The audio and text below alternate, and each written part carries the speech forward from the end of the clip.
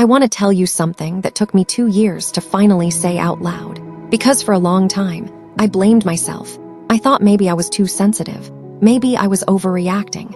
Maybe I didn't deserve the friendship in the first place. But then I realized something. The moment someone makes you feel crazy for their betrayal, that's when you know exactly who they are. This is the story of how I lost my best friend of 10 years, and how she made sure I'd never see it coming. Sarah and I met in college. First day, first class. She borrowed my pen and never gave it back. We laughed about that pen for years. We were inseparable. Different in every way. She was loud. I was quiet. She was bold. I was careful. But somehow it worked. She was the first person I called when something good happened, and the first person I called when everything fell apart, including when Jake and I broke up. Jake and I dated for 2 years. It wasn't dramatic. No big fight, no cheating, no explosion. And I thought, this is what real friendship looks like. I had no idea. I was handing her a manual. It started with a photo.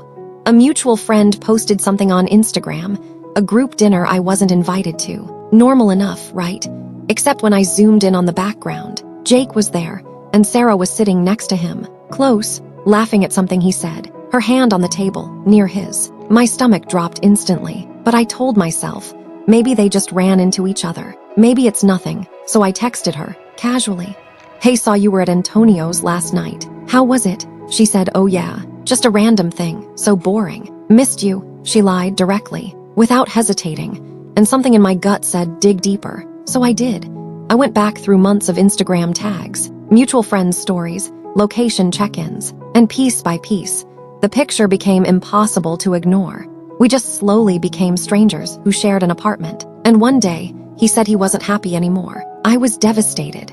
Not because I was still in love with him, but because I had built my entire routine around that relationship. And suddenly, everything felt empty. Sarah showed up that same night with 2 cups of coffee and a blanket. She said, he didn't deserve you, and I will personally make sure you heal from this. I believed her, completely. For the next 6 months, Sarah was everything. Every Friday night, she was there. Every time I wanted to text Jake at 2 a.m., she talked me out of it. Every time I cried in a coffee shop like a mess, she sat across from me and didn't flinch. She knew everything about that relationship. Every fight, every sweet moment, every insecurity I had. She knew why it hurt. She knew exactly what words Jake used to make me feel small. She knew the things I never even told anyone else. I trusted her with the rawest, most vulnerable version of myself. They hadn't just run into each other. They had been seeing each other for at least 4 months. 4 months. While she was sitting across from me in coffee shops asking me how my healing was going. I called her, not texted, called, because I needed to hear her voice. She picked up immediately, cheerful, normal, like nothing. I said, Sarah, are you dating Jake? Silence. 3 seconds of silence that told me everything before she even spoke. Then she said, it's not what you think.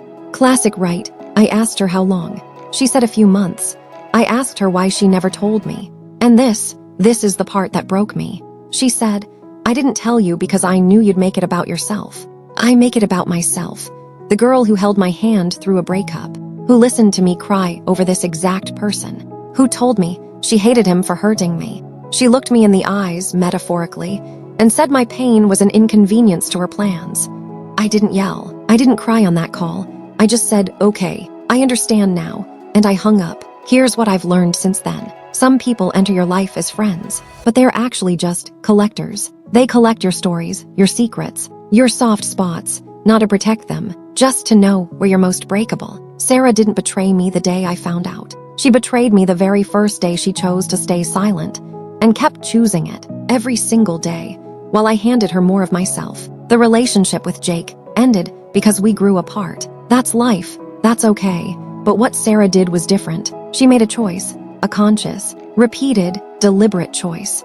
And the hardest part isn't even the betrayal itself. It's realizing that the version of her I loved, the one with the blanket and the coffee and the 2 a.m. pep talks, maybe that person was never fully real. Or maybe she was real.